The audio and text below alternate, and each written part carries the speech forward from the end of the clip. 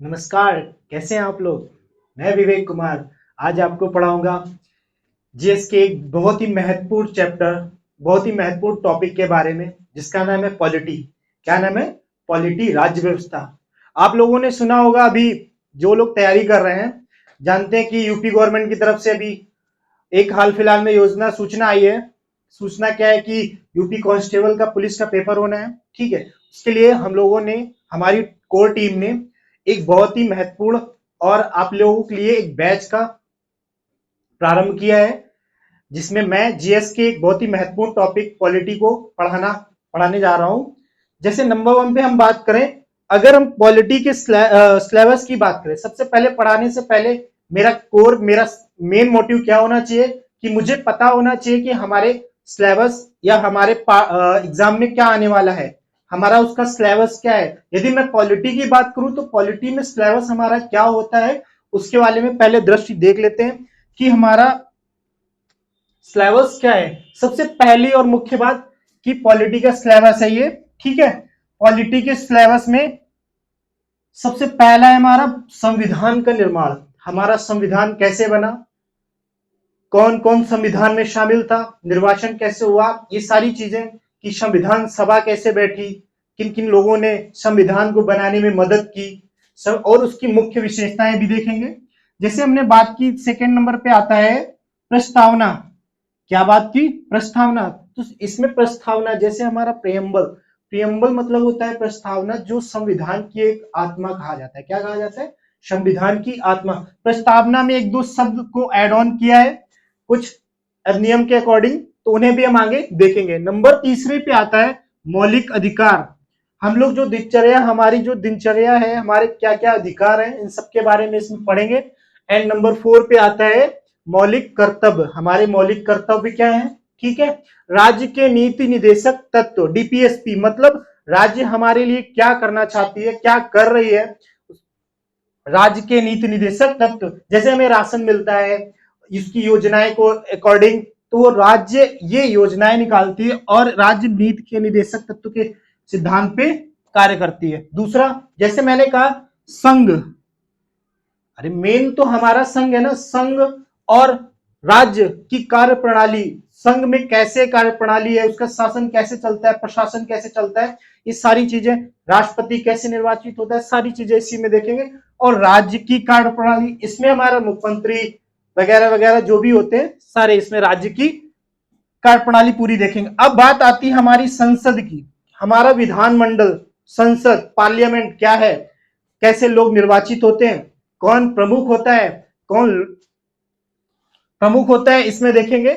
संसद में न्यायपालिका, यदि कोई दंडनायक काम कोई करता है, कोई भी व्यक्ति, तो हमारी सुप्रीम कोर्ट, उससे दंड का प्रावधान इसमें दिया गया है। सुप्रीम कोर्ट, हाई कोर्ट, ये राज्य के स्तर पर है, ये पूरे इंडिया के स्तर पर है। अगर मैं बात करूं स्थानीय स्वशासन, नेक्स्ट देखेंगे लोकल सेल्फ गवर्नमेंट, जो होती है पंचायती राज, नगर पालिकाएं। ठीक है, और संविधानिक निकाय, मतलब संविधानिक निकाय का मतलब आप समझ रहे हैं, चुनाव आयोग, यूपीएससी, सीएजी, वित्त आयोग, ये सारी किसकी बॉडीज है? संविधान की। कॉन्स्टिट्यूशनल बॉडीज, संविधानिक स्वशासन, ये संविधानिक निकाय। ठीक है, अगर मैं बात करूं गैर संविधानिक निकाय की, जो नॉन कॉन्स्टिट्यूशनल बॉडीज होती है, जैसे नीति आयोग, नीति आयोग, मानवाधिकार आयोग।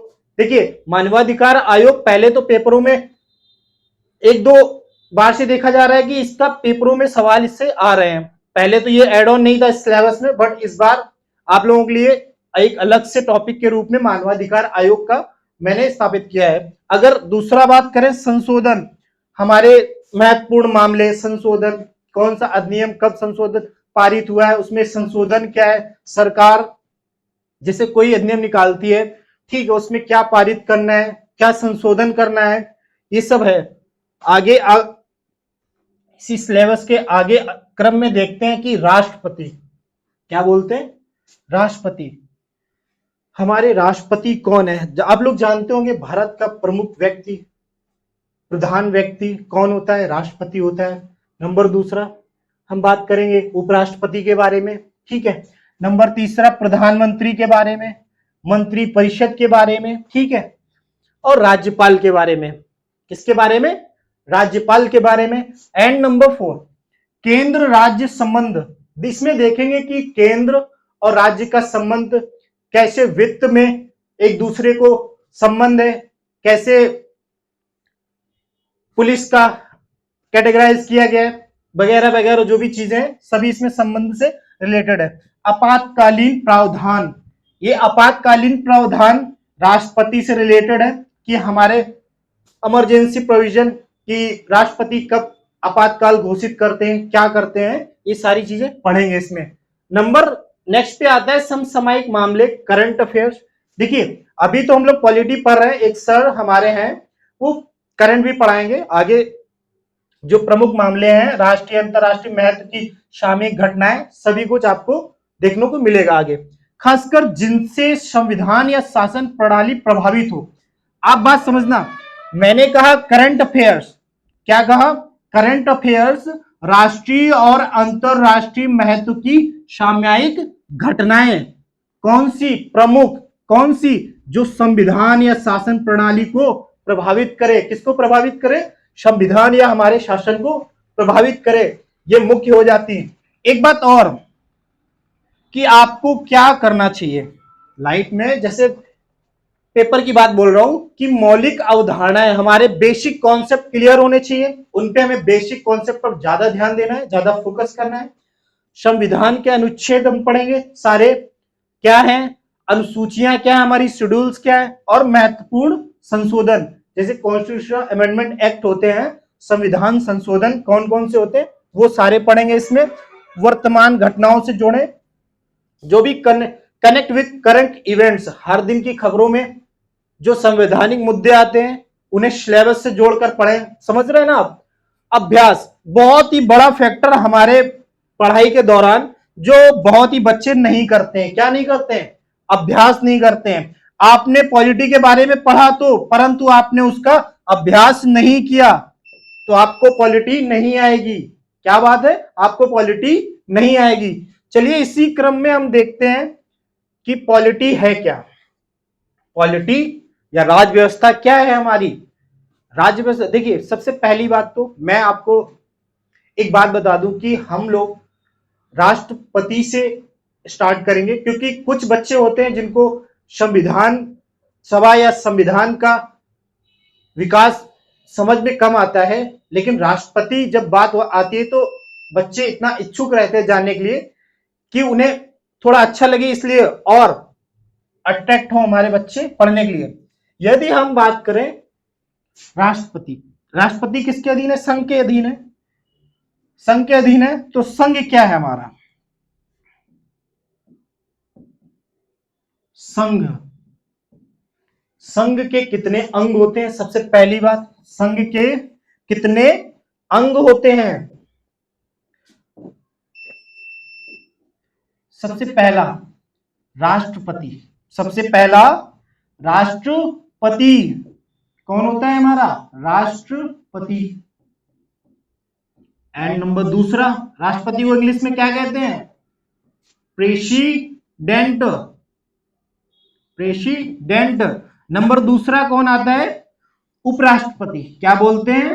उपराष्ट्रपति। उपराष्ट्रपति मतलब vice president, vice president, vice president. And number third, number third पे आता है हमारा मंत्री परिषद। क्या आता है? मंत्री परिषद। Council of ministers, council of ministers.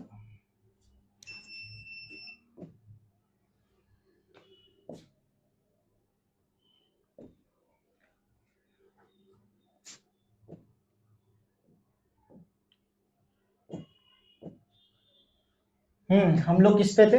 गलती से वो कट ऑन हो गया, ठीक है। यदि हम बात कर रहे थे संघ की सरकार के बारे में, किसके बारे में? संघ की सरकार के अंग। क्या पढ़ रहे थे? अंग।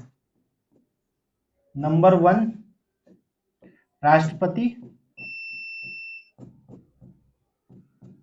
राष्ट्रपति को क्या लिखा हमने, प्रेसिडेंट, एंड नंबर सेकेंड पे उपराष्ट्रपति,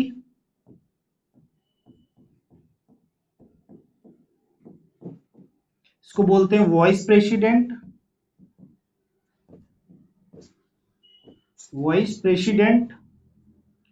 एंड नंबर थर्ड पे आते हैं हमारे मंत्री परिषद। क्या आता है, मंत्री परिषद, जिसे हम क्या बोलते हैं, council of ministers, council of ministers. And number 4 पे आता है हमारा प्रधानमंत्री। कौन आते हैं, प्रधानमंत्री।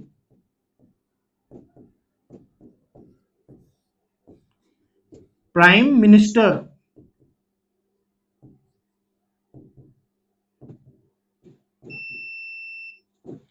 एंड नंबर 5 पे महान्यायवादी, महान्यायवादी, जिसे हम लोग बोलते हैं अटॉर्नी जनरल। क्या बोलते हैं, अटॉर्नी जनरल। ये हमारे संघ सरकार के 5 प्रमुख अंग होते हैं, जिसे पहला नंबर राष्ट्रपति, एंड दूसरा नंबर उपराष्ट्रपति, तीसरा नंबर मंत्रिपरिषद, चौथा नंबर प्रधानमंत्री, पांचवा नंबर महान्यायवादी।